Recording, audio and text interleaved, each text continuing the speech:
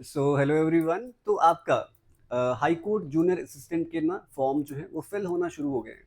ठीक है। और 1 तारीख को उसकी लास्ट डेट है और वहाँ पे एक सेक्शन तुम्हारी है कि लाइक स्पेशल कुछ terms related to your high courts. ठीक है, कुछ terminology related to high courts, वही सब कुछ डिस्कस करने वाले हैं हम आज आपकी क्लास में। और ये रेगुलर वीडियोस में तुम्हारे लिए लेके आने वाला हूँ, जहाँ पे ये 10 मार्क्स जो है तुम्हारे पके होने वाले हैं। अब अगर मैं यहाँ पे सिलेबस की बात करूँ तो मैं बेसिक से ना पहले सिलेबस एक बार डिस्कस कर लेते हैं। लाइक कि तुम्हारा सिलेबस है क्या, एक सेकंड दो। लाइक तुम्हारा जो सिलेबस है, 30 मार्क्स की तुम्हारी इंग्लिश है, 25 मार्क्स का तुम्हारा जीएस है, और 10 मार्क्स 15 मार्क्स का तुम्हारा कंप्यूटर है, और 10 मार्क्स का तुम्हारा यही special terms related to your high court, Jammu Kashmir high court, Ladakh high court. तो ये कुछ टर्मिनोलॉजीज, कुछ यहाँ पे कंसेप्ट रिलेटेड टू जुडिशरी, ये सब पढ़ने वाले हो तुम इन सारे के सारे लेक्चर्स में।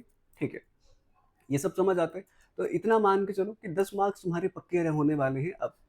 अब यहाँ पे सबसे पहला टॉपिक जो हम डिस्कस करने वाले हैं आज की क्लास में, that is your Indian judiciary system. देखो, हाई कोर्ट्स पे बाद में आएंगे, ठीक है, उसके बाद उसकी टर्मिनोलॉजीज पे बाद में आएंगे। सबसे पहले ये पता होना चाहिए कि what do mean by judiciary. ठीक है, जुडिशरी समझेंगे, इंडियन जुडिशरी सिस्टम समझेंगे, सुप्रीम कोर्ट के बारे में समझेंगे, then after high court subordinate courts, then after district courts. ठीक है, तो ये सब चीज़ें समझ के उसके बाद कुछ यहाँ पे फीचर समझने वाले हैं आज की क्लास में। तो एक कंप्लीट क्लास यहाँ पे बेसिक रहने वाली है, और कुछ इंपॉर्टेंट पॉइंट्स भी तुम्हें यहाँ पे मैं बताऊंगा। ठीक है, तो सबसे पहले स्टार्ट करते हैं तुम्हारा। देखो, अगर बिल्कुल बेसिक से यहाँ पे मैं बात करूँ, इंडियन जुडिशरी सिस्टम की अगर मैं यहाँ पे बात करूँ, देखो तुम्हें क्या समझ आना चाहिए। सबसे पहले जुडिशरी तुम्हें अगर मैं समझाऊं तो तुम्हें एक चीज समझ आनी चाहिए। देखो, जितने भी रूल्स रेगुलेशन या एक कंट्री जब गवर्न करते तो करता कौन है? गवर्नमेंट। तो गवर्नमेंट के ना तुम्हें 3 ऑर्गन्स तुम्हें देखने को मिलते हैं। सबसे पहला that is your legislative, then after your executive, and then after your judiciary. और यही जो है हमारे एग्जाम के पॉइंट ऑफ व्यू से बहुत इंपॉर्टेंट है। ठीक है, जुडिशरी ये बहुत इंपॉर्टेंट है हमारे एग्जाम पॉइंट ऑफ व्यू से। अगर लेजिस्लेटिव की मैं यहाँ पे बात करता हूँ तो लेजिस्लेटिव का काम होता है लॉ को बनाना, तो making of laws comes under the legislative. Executive का क्या काम है? इन लॉज को या रूल्स को एग्जीक्यूट करना। और मान के चलो, अगर इन लॉज को और रूल्स को, राइट्स को एग्जीक्यूट कर दिया, ठीक है, और इनको अगर कोई वायलेट करता है, इनकी वायलेशन होती है, तो फिर कौन देखता है? फिर देखता है जुडिशरी। तो अगर कोई रूल्स रेगुलेशंस, कोई लॉज को वायलेट करता है, तो वो उसके बाद जो उस पर एक्शन करने का काम है, वो काम है हमारे जुडिशरी का। और आज की क्लास में हम यही इंडियन जुडिशरी सिस्टम के बारे में समझने वाले हैं। अच्छा, इंडियन जुडिशरी सिस्टम को समझने से पहले तो एक बेसिक सी चीज और बताता हूँ। देखो, इंडियन जुडिशरी सिस्टम जो है, ये तो एक तुम्हें ना हेरियर्कल पैटर्न में दिखेगा। लाइक तुम्हें जो कोर्ट्स दिखने वाले हैं, सबसे पहले तुम्हें दिखता है सबॉर्डिनेट कोर्ट। लाइक बिल्कुल छोटे, लाइक क्रिमिनल केसेस हैं या फिर कोई सिविल केसेस हैं, तो उन्हें हैंडल कौन करेगा? Subordinate court. मान के चलो, सबॉर्डिनेट कोर्ट में लेट इट बी 2 पर्सन की बात करते हैं। ठीक है, कुछ उनमें डिस्प्यूट है रिलेटेड टू लैंड समथिंग। तो सबसे पहले वहां पे अपील करी उन्होंने सबॉर्डिनेट कोर्ट में। एंड जो मेरे हक में ना फैसला गया नहीं, फैसला गया दूसरे वाले के हक में, और मेरे को लगता था कि ये गलत है, तो मैंने अपील करी सबॉर्डिनेट के बाद यहाँ पे आपके डिस्ट्रिक्ट कोर्ट में। जब डिस्ट्रिक्ट कोर्ट में अपील करी, वहां भी मेरा फैसला जो था वो उसके हक में गया, मेरे हक में नहीं गया। फिर मैं क्या करूंगा? यहाँ पे डिस्ट्रिक्ट कोर्ट के बाद हाई कोर्ट में जाऊंगा, हाई कोर्ट के बाद यहाँ पे फिर सुप्रीम कोर्ट में जाऊंगा। और यहाँ पे ना मेरे को एक हेरियर्कल पैटर्न देखने को मिलता है कि सुप्रीम कोर्ट सबसे टॉप पे है, then after your high court, then district court, then subordinate court.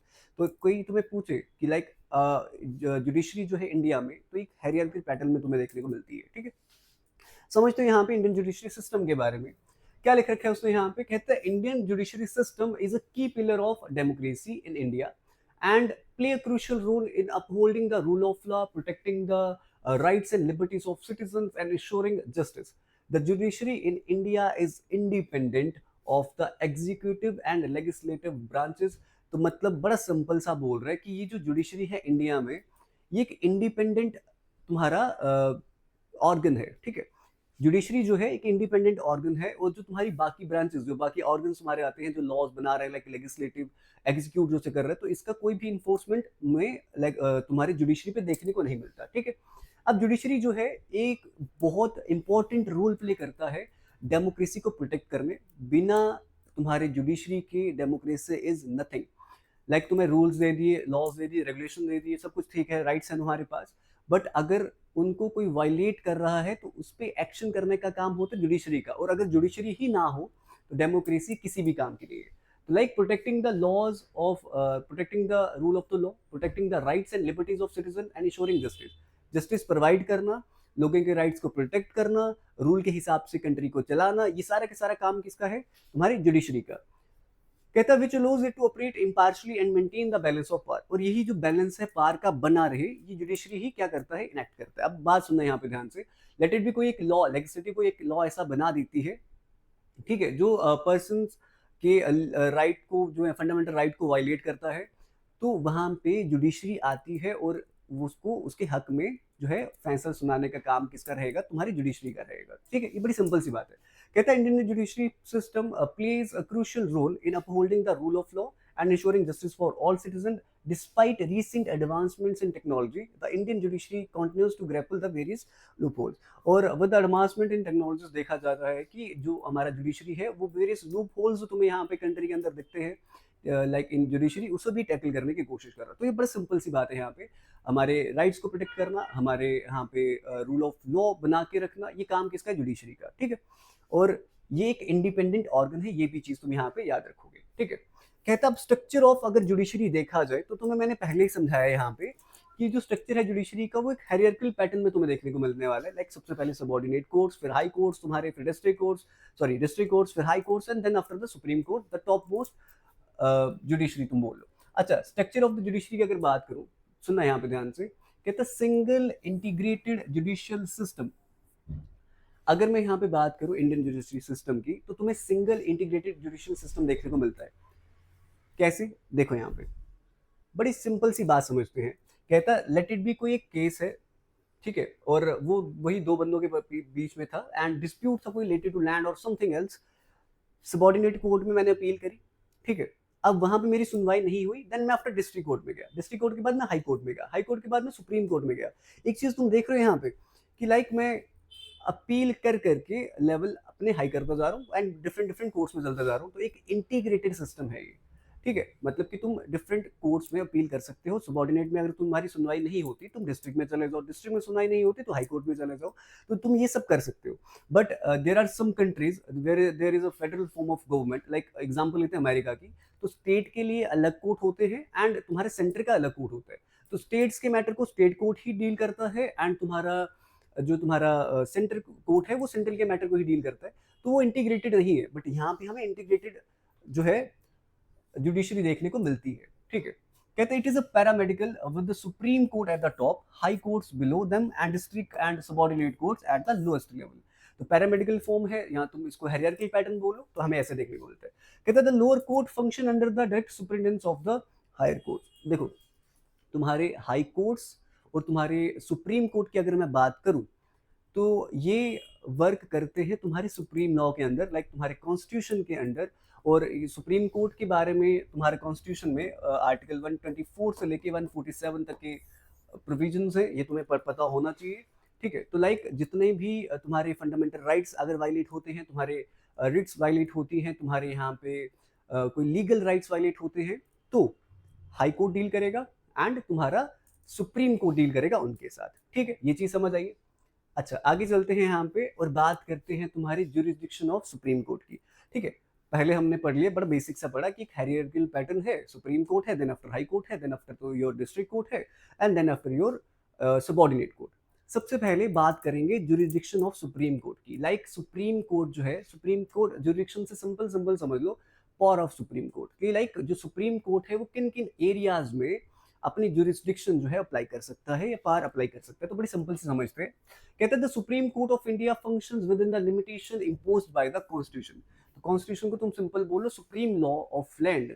ठीक है, सुप्रीम लॉ ऑफ लैंड्स मतलब कि जितने भी तुम्हारे फंडामेंटल राइट्स हैं जो भी वायलेट होते हैं, वो सारे के सारे कौन डील करेगा उनसे? Supreme court. ठीक है, कहते हैं the functions and responsibilities of the supreme court are defined by the constitution. Same, अगर कॉन्स्टिट्यूशन सुप्रीम लॉ बोल रहे हैं तो उसके लिए सुप्रीम बॉडी चाहिए ना, लाइक सुप्रीम कोर्ट चाहिए। तो सुप्रीम कोर्ट ही डील करने वाला है जितने भी तुम्हारे प्रोविजंस हैं जो भी है सुप्रीम लॉ के अंदर, लाइक योर कॉन्स्टिट्यूशन के अंदर। कहता है supreme court has a specific jurisdiction और स्कोप ऑफ पावर्स। कहता तुम्हें ना ज्यूरिसडिक्शन जो देखने को मिलती है सुप्रीम कोर्ट की, वो तीन टाइप, बेसिकली तीन टाइप की ज्यूरिसडिक्शन देखने को मिलती है सुप्रीम कोर्ट की। देखो, क्या क्या, एक तो देखने को मिलती है ओरिजिनल जुरिस्डिक्शन, एक देखने को मिलती है एप्लीट जुरिस्डिक्शन, और एक देखने को मिलती है एडवाइजरी जुरिस्डिक्शन। समझते हैं तीनों को बड़े आराम से, एक सेकंड दो। सबसे पहले मैंने कहा, अगर मैं जुरिस्डिक्शन ऑफ सुप्रीम कोर्ट की बात करूं तो तुम्हें यहाँ पे सबसे पहले देखने को मिलती है ओरिजिनल जुरिस्डिक्शन। अब ओरिजिनल जुरिस्डिक्शन होती क्या है? जुरिस्डिक्शन समझ आ गया, पावर कि सुप्रीम कोर्ट की पावर कि वो कहाँ कहाँ पे किस किस मतलब कितने एरिया में वो अपना जो है वो रूल जो है, या सिंपल वो एक्ट कर सकता है कितने एरिया में। तो सिंपल यहाँ पे समझते हैं, अगर कहते हैं ओरिजिनल जुरिस्डिक्शन की बात करूँ यहाँ पे मैं, लेट इट बी एक केस है, मैंने फाइल करा सबॉर्डिनेट कोर्ट में, ठीक है, और ये एक डिस्प्यूट सा कुछ भी था, तो सबॉर्डिनेट कोर्ट में मैंने यहाँ पे फाइल करा, और फैसला जो था वो मेरे हक में नहीं आया, वो गया दूसरे बंदे के हक में। तो मैंने फिर से उस केस को अपील करी, मैंने अपील करी, अपील करके मैं गया आपके डिस्ट्रिक्ट कोर्ट में, वहां भी ऐसा ही हुआ, वो फैसला मेरे खिलाफ आया। फिर मैंने अपील करी, मैं हाई कोर्ट में गया, मैंने अपील करी, मैं सुप्रीम कोर्ट में गया। तो कहता है ये जो अपील कर करके हम सुप्रीम कोर्ट तक पहुंचे उसे बोला जाता है अपीलेट जुरिस्डिक्शन। और original jurisdiction, some of the cases जो है वो, अगर सिंपल सिंपल बात करूं, लाइक कई बार क्या होता है ना, तुम्हारे स्टेट और दूसरी समझ लो कि स्टेट और स्टेट के बीच में डिस्प्यूट हो जाता है, ठीक है, स्टेट और स्टेट के बीच में कोई डिस्प्यूट हो जाता है रिलेटेड टू लैंड और लाइक रिवर समटाइम्स होता है। तो जो डिस्प्यूट है वो कई बार डायरेक्ट ही सुप्रीम कोर्ट में जाता है। तो जब सुप्रीम कोर्ट के पास डायरेक्ट पावर है किसी भी केस को हैंडल करने की, that comes under the direct jurisdiction, जिसको तुम बोलते हो ओरिजिनल जुरिस्डिक्शन। तो कहते हैं settle disputes between union and states, ठीक है, यूनियन और स्टेट में कोई डिस्प्यूट हो सकता है, स्टेट स्टेट में कोई डिस्प्यूट हो सकता है, एंड वो केस जो है सीधा कहाँ पे जाता है, तुम्हारे सुप्रीम कोर्ट में, उसे कहा जाता है सिंपल तुम्हारा ओरिजिनल जुरिस्डिक्शन। बात करें अपीलेट जुरिस्डिक्शन की, तो बड़ा सिंपल समझा दिया पहले कि पहले तुम्हारा सबॉर्डिनेट कोर्ट में मैटर था, फिर तुम्हारा डिस्ट्रिक्ट कोर्ट में गया, देन हाई कोर्ट में गया, देन तुम्हारा यहाँ पे सुप्रीम कोर्ट गया। तो लाइक अपील्स कर करके तुम्हारा जो मैटर है वो सुप्रीम कोर्ट तक पहुंचा, तो दैट इज अपीलेट जुरिस्डिक्शन, ठीक है। फिर आता है एडवाइजरी जुरिस्डिक्शन। तो कई बार क्या होता है, मतलब यहाँ पे समझ आ रहा है एडवाइजरी मतलब सुप्रीम कोर्ट के पास पावर है एडवाइस करने की। लेट इट भी कई बार कुछ मैटर्स पे प्रेसिडेंट जो है सहमत नहीं हो पाते, या प्रेसिडेंट जो है एक फैसले पे नहीं आते, देन सुप्रीम कोर्ट जो है एडवाइस करता है प्रेसिडेंट को। लेट इट भी कोई एक मैटर है, कोई लॉ पास होता है, ठीक है, कोई लॉ तुम्हारा पास होता है, and that are harming the rights of fundamental rights of a person और समथिंग और पीपल। तो तब के टाइम पे क्या होता है कि सुप्रीम कोर्ट एडवाइस करता है प्रेसिडेंट को, ठीक है, तो advices the president on the matters of public importance and law.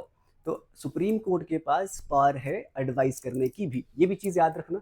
अच्छा, तुम्हारे किसी फंडामेंटल राइट का वायलेशन होता है, कोई रिट्स हैबिस कॉर्पस आता है तुम्हारा, ठीक है, तुम्हारा सर्शरी आता है, तुम्हारा मैंडमस आता है, ठीक है, क्यो वारंटो आता है। तो अगर तुम्हारी इन रिट्स का वायलेशन होता है, ठीक है, तुम्हारे कुछ फंडामेंटल राइट्स का वायलेशन होता है, तो वो भी डायरेक्ट किसके जुरिस्डिक्शन के अंडर आते हैं, तुम्हारे सुप्रीम कोर्ट के जुरिस्डिक्शन के अंडर, ठीक है।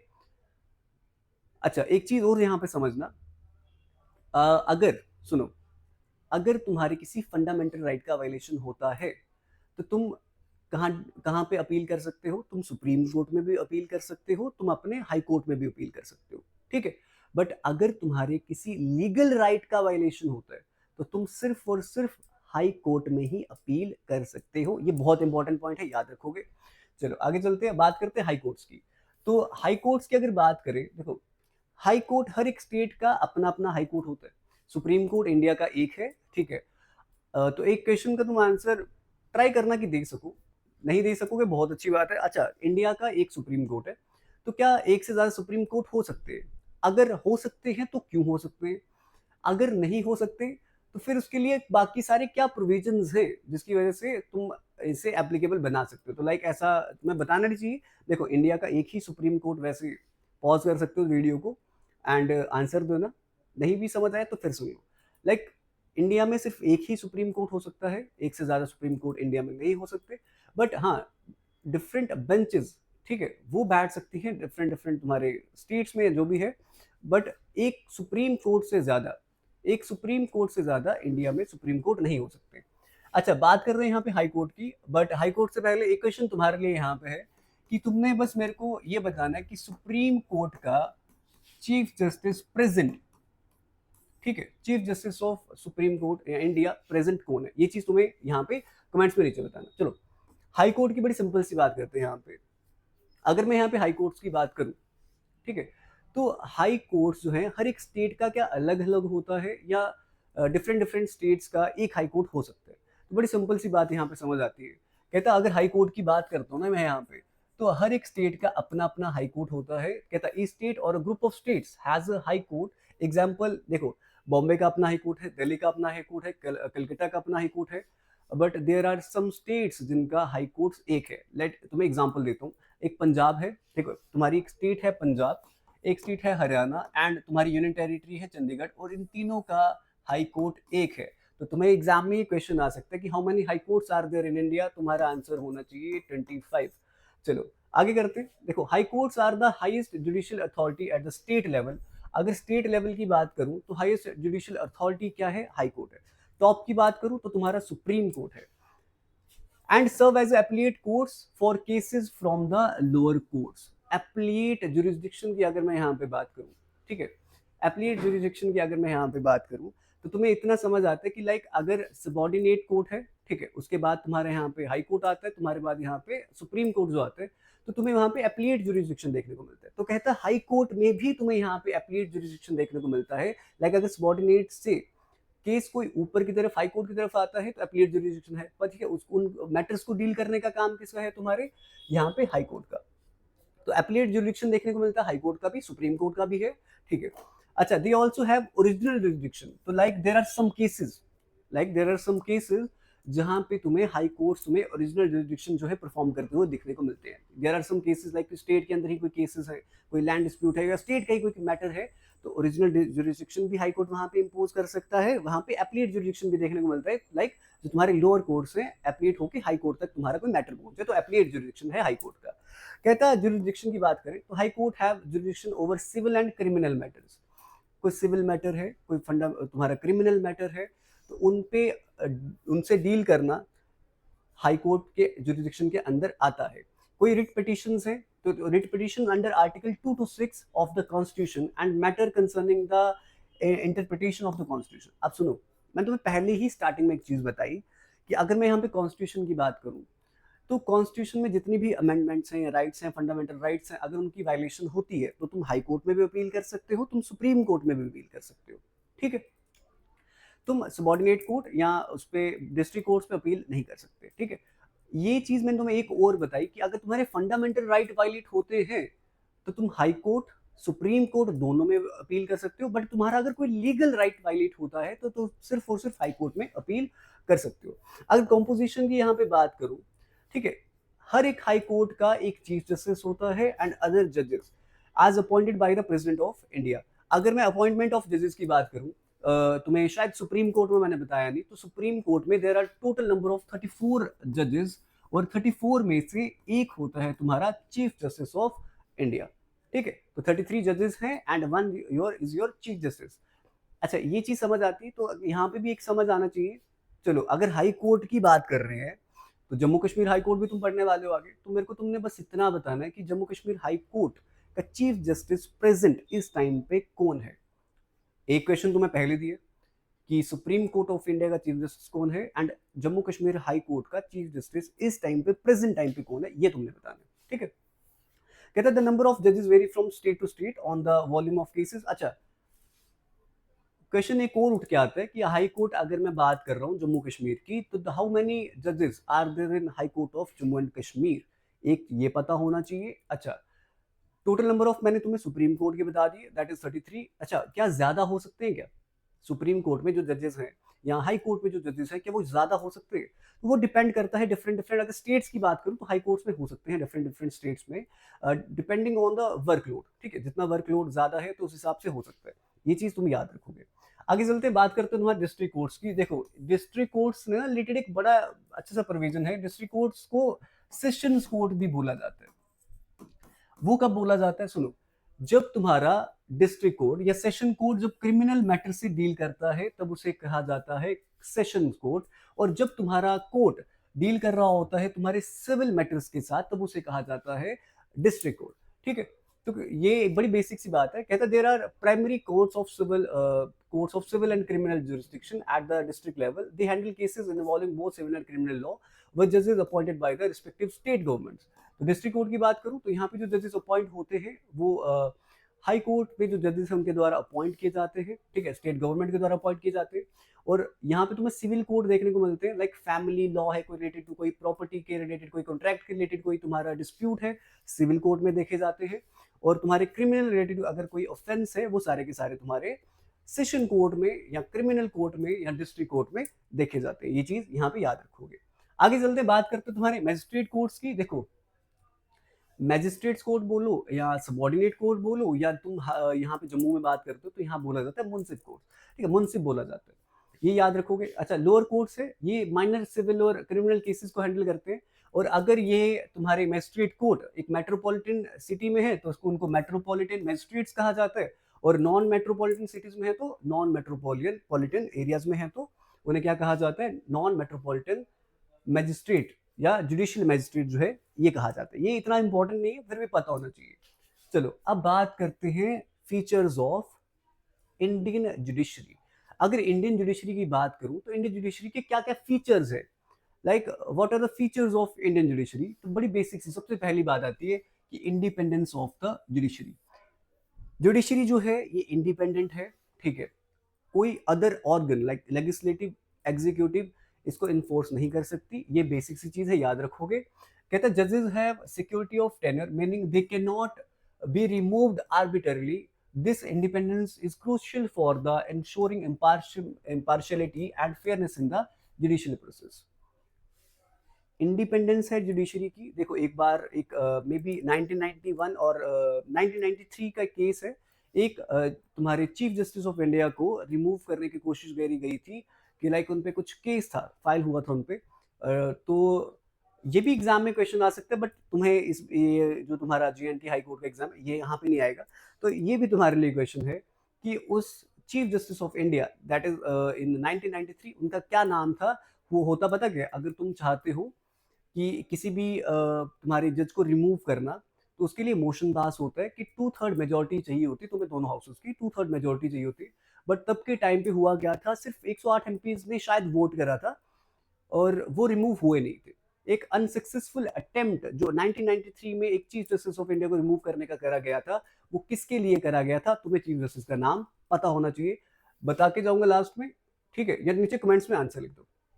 अच्छा, दूसरा काम देखो, पहले इंडिपेंडेंस है, इंडिपेंडेंट है जुडिशरी हमारी, ठीक है, मतलब कि ये एग्जीक्यूटिव और लेजिस्लेटिव की बात करूं तो इन ब्रांचेस से इंसुलेटेड है, ठीक है, इस पे इनका कोई रोल नहीं है। जुडिशियल रिव्यू देखो, कहता है एक फीचर और है हमारे इंडियन जुडिशरी का, that is your judicial review.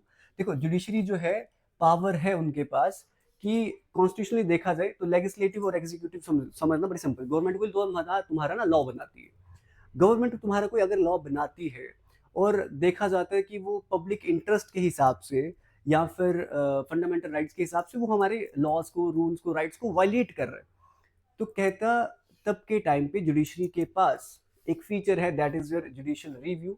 जो पावर, ये पावर जो है एनेबल करती है कोर्ट को कि ये जो लॉ या तुमने बनाया है, जो भी है, ये वायलेट करता है कॉन्स्टिट्यूशन को या फंडामेंटल राइट्स को, तो तुम इसे वापस ले लो। तो ठीक है, जुडिशियल रिव्यू जो है ये भी जुडिशरी के पास एक इसका फीचर है, ठीक है। उसके बाद बात करते, कहता पब्लिक इंटरेस्ट लिटिगेशन, बहुत अच्छा फीचर है ये हमारे इंडियन जुडिशरी सिस्टम का।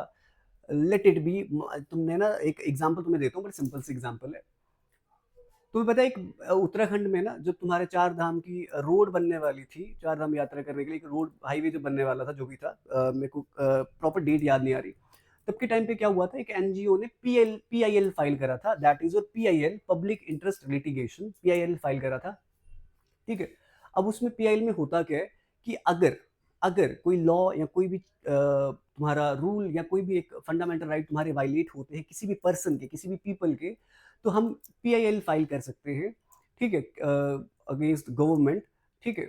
और उसमें होता क्या है कि अगर समझ लो कि हमारा कोई फंडामेंटल राइट है या हमारा कोई यहाँ पे कोई सिंपल समझ आता हूँ तुम्हें, ठीक है, हमारा कोई फंडामेंटल राइट है, तो अगर वो वायलेट होते हैं, ठीक है, तो हम डायरेक्ट जो है, हम जो है वो सुप्रीम कोर्ट में पीआईएल फाइल कर सकते हैं, हम हाई कोर्ट में पीआईएल फाइल कर सकते हैं और उन पे स्टे लगाया जा सकता है। बड़ी सिंपल सी बात है। कहता था Indian judiciary allows for public interest litigation a legal practice that permits any individual और organization to file a case in the interest of the public.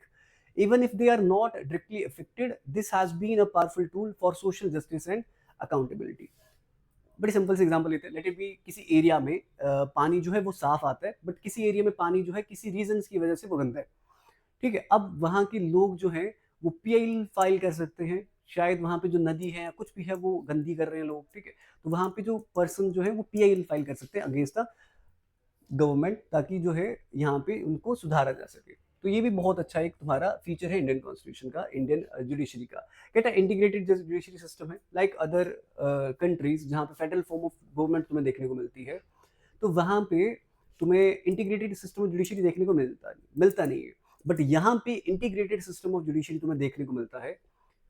बड़ी सिंपल सी एग्जांपल, लाइक तुम्हारी अपील अगर नहीं सुनी जाती सबॉर्डिनेट कोर्ट में, then तुम अपना डिस्ट्रिक्ट कोर्ट में जा सकते हो, देन हाई कोर्ट में। तो एक integrated form of hierarchical form of तुम्हें यहाँ पे इंडियन जुडिशरी जो है देखने को मिलता है। बात करें कॉन्स्टिट्यूशनल कोर्ट्स की, तो हाई कोर्ट्स एंड अगर मैं सुप्रीम कोर्ट की बात करूं, दे directly come under the constitution, और इन्हीं को क्या कहा जाता है, constitutional courts. Fundamental rights violate होते हैं तुम्हारे, कोई रूल लॉ कोई वायलेट होता है, तो directly supreme court high court जो है उसे हैंडल करता है, और ये सारे के सारे प्रोविजंस तुम्हारे कॉन्स्टिट्यूशन के अंदर तुम्हें देखने को मिलते हैं, इसीलिए इन्हें कॉन्स्टिट्यूशनल कोर्ट्स भी कहा जाता है। कहता है अपॉइंटमेंट ऑफ जजेस, तो अपॉइंटमेंट ऑफ जजेस जो है, दे तुम्हें ऐसा कहा जाता है कि जजेस को अपॉइंट कौन करता है, तुम बोलते हो प्रेसिडेंट करता है, ठीक है, प्रेसिडेंट के सिर्फ साइन किए जाते हैं, बट जजेस को अपॉइंट करने का काम होता है chief justice of India and 4 other जजेस ऑफ द सुप्रीम कोर्ट। वो कुछ सजेशंस देते हैं, कुछ नाम देते हैं कि ये सारे जजेस हैं, इनको अपॉइंट करना चाहिए, देन आफ्टर एक लेटर पास करते हैं, साइन तुम्हारा फॉर्मल लेटर पास होता है, ठीक है, और प्रेसिडेंट का बस सिंपल सा वहाँ काम होता है साइन करना। बट फिर भी एग्जाम में आएगा कि सुप्रीम कोर्ट जो है यहाँ पे, या सिंपल बात करें कि अपॉइंटमेंट ऑफ जजेस जो है ये कैसे देखने को मिलते हैं, कौन अपॉइंट करता है, तो तुम्हारा आंसर होना चाहिए president with the help of chief justice of India and 4 other जजेस। आगे बात करते हैं, यहाँ पे बात करते हैं तुम्हारे नेक्स्ट, कहता है रूल इन सोशल जस्टिस। तो लाइक अगर जुडिशरी जो है एक बड़ा इंपॉर्टेंट रोल प्ले करती है, ठीक है, किसमें, कि प्रमोटिंग सोशल जस्टिस। बड़ी सिंपल सी बात है, अगर ह्यूमन राइट कोई वायलेट होता है, कोई इन्वायरमेंट प्रोटेक्शन एक्ट वायलेट होता है, या कोई जेंडर इक्वालिटी की बात करें, करप्शन की बात करें, अगर तुम्हें ये सब देखने को मिलता है, तो तुम्हें सोशल जस्टिस प्रोवाइड करना वो भी किसका काम है, तुम्हारे इंडियन जुडिशरी का काम है। और तुम्हारा पीएल ये भी इसी के अंदर आता है। अब एक और बात करते हैं, कहता है ई कोर्ट्स एंड डिजिटल इनिशिएटिव। तो इंडियन जुडिशरी जो है इंक्रीजिंगली अडॉप्ट कर रही है एक डिजिटल टेक्नोलॉजीज, ताकि एनहांस किया जा सके, यही जुडिशरी जो सिस्टम है इसे एनहांस किया जा सके, ज़्यादा से ज़्यादा केसेस की सुनवाई हो सके। तो ये सारे के सारे कुछ फीचर्स हैं हमारे इंडियन जुडिशरी सिस्टम के। बात करते हैं यहाँ पे कुछ ह्यूज पेंडेंसीज ऑफ केसेस। ये जो है ये है तुम्हारा कुछ बैकलॉग्स, ये है इंडियन जुडिशरी सिस्टम के बैकलॉग्स, कि क्या क्या अभी भी कमियां हैं इंडियन जुडिशरी सिस्टम में। तो सबसे पहली कमी क्या है कि यार यहाँ पे ना बहुत सारी अभी भी डिपेंडेंसीज या पेडेंसीज हैं केसेस की, बहुत सारे केसेस पेंडिंग है, ठीक है, और ऐसा माना जाता है कि 2022 तक देखा गया है कि देयर आर 4.7 करोड़ केसेस अभी तक इंडियन जुडिशरी सिस्टम जो है, या तुम्हारा supreme court, high court, subordinate court, अभी भी 4.7 करोड़ केसेस जो है पेंडिंग है। तो ये एक बैकलॉग है हमारे इंडियन जुडिशियल सिस्टम के लिए। तो क्या है कि अभी भी बहुत सारे केसेस पेंडिंग है। अच्छा, उसके बाद इनएजुकेट फिजिकल एंड डिजिटल इंफ्रास्ट्रक्चर। देखो, फिजिकल और डिजिटल इंफ्रास्ट्रक्चर की बात करूं, तो तुम देखते हो कई जगह पे हाई कोर्ट्स बहुत अच्छे हैं, कई जगह पे तुम्हारे सबॉर्डिनेट कोर्ट्स बहुत अच्छे हैं, बट तुम बहुत पिछड़े इलाकों में चले जाओ, वहां पे तो प्रॉपर हाई कोर्ट्स छोड़ो, कोर्ट्स वहां पे प्रॉपर कोर्ट्स भी नहीं है, टूटे फूटे कोर्ट्स है। तो फिजिकल इंफ्रास्ट्रक्चर की कमी है अभी भी इंडियन जुडिशियल सिस्टम में, ठीक है। डिजिटल इंफ्रास्ट्रक्चर की बात करूं तो अभी भी डिजिटली कुछ ही कोर्ट्स जो हैं वो डिजिटल हो पाए हैं, सारे के सारे कोर्ट डिजिटल नहीं है। देखो, टोटल तुम्हें पता है 25 हाई कोर्ट्स हैं, और 25 में से सिर्फ 9 हाई कोर्ट ही ऐसे हैं जो डिजिटली जो है लोगों की सुनवाई कर सकते हैं, ठीक है। बाकी सारे के सारे तुम्हारे इस टाइम पे अभी फिजिकल ही है, ठीक है। डिजिटली जो है सिर्फ 9 हाई कोर्ट्स ही तुम्हारे यहाँ पे बने हुए हैं अभी। In the supreme court itself live streaming is limited to only constitutional cases. और अगर मैं सिर्फ सुप्रीम कोर्ट की बात करूं, सुप्रीम कोर्ट में भी सिर्फ लाइव स्ट्रीमिंग जो है या हियरिंग ऑफ केसेस जो है वो सिर्फ और सिर्फ कॉन्स्टिट्यूशनल केसेस में अभी तक देखने को मिलती है, जो कॉन्स्टिट्यूशन रेटेड जो केस है, लाइक फंडामेंटल राइट वाइल हो गया या कुछ भी है, जो एप्लीट जुरिसडिक्शन से ऊपर नीचे की तरफ ऊपर आए हैं, तो उनकी अभी भी सुनवाई जो है सुप्रीम कोर्ट में नहीं देखने को मिलती। पिछली बार इसकी फुल फॉर्म आई थी तुम्हारे एग्जाम में एडीआर की, तुम्हें पता होना चाहिए। ADR is alternative dispute resolution. देखो अभी भी एडीआर मैकेनिज्म जो है, एडीआर मैकेनिज्म समझ लो कि अगर कोई डिस्प्यूट हो जाता है लेट इट बी किसी के भी बीच में, तो उसकी सुनवाई जो है अभी भी डायरेक्ट कोर्ट में हो जा रही है। उसके लिए कोई एक अल्टरनेटिव डिस्प्यूट सॉल्व करने के लिए कोई रेजोल्यूशन नहीं है, ठीक है। तो कहते हैं such is mediation and arbitration can help reduce the burden of the courts, however their utilization is still limited in India. अभी भी कोई अल्टरनेटिव हम रेजोल्यूशन अडॉप्ट नहीं कर रहे या किया हुआ है, जिसकी वजह से हम क्या कर सकते हैं कि अगर कोई डिस्प्यूट हो जाता है तो डायरेक्ट हमें हाई कोर्ट्स में जाना पड़ता है। तो एक अल्टरनेटिव हमारे पास कोई रेजोल्यूशन नहीं है जिससे हम उन केसेस को सॉल्व कर सकते हैं, ठीक है। तो अभी भी उसका use ADR alternative dispute resolution उनका अभी भी यूज जो है लिमिटेड है इंडिया में, ये चीज याद रखना।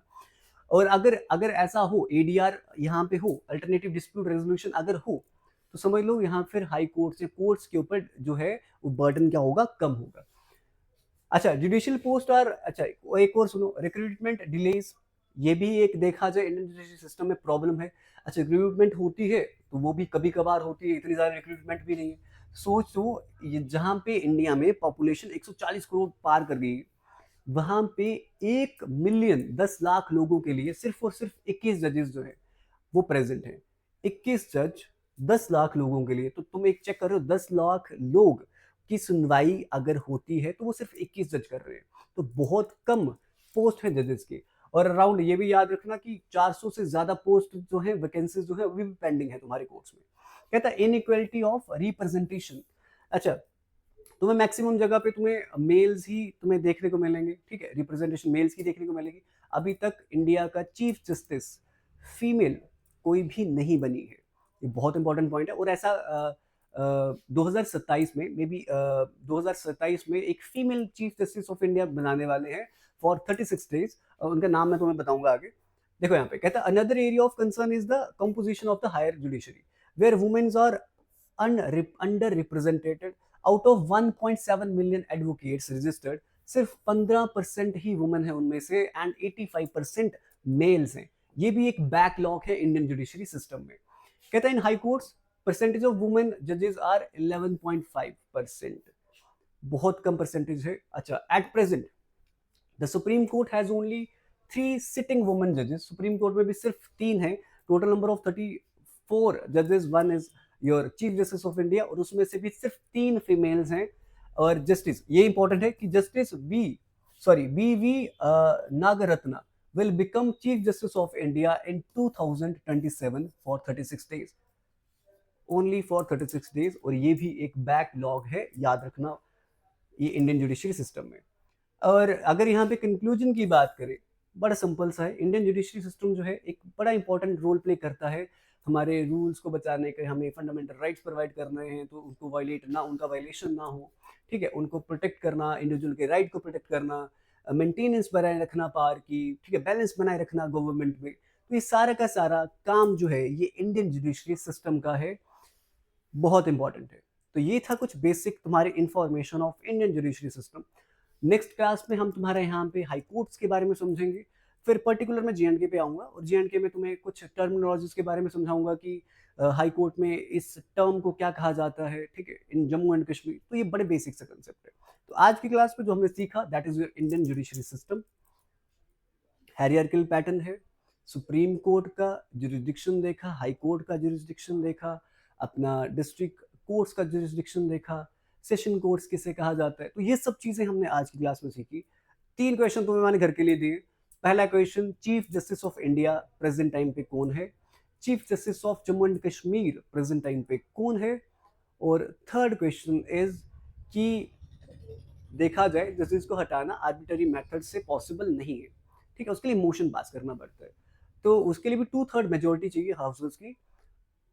एक अनसक्सेसफुल अटेम्प्ट एक जज को हटाने का दिया गया था 1993, डेट चेक कर लेना, 1993।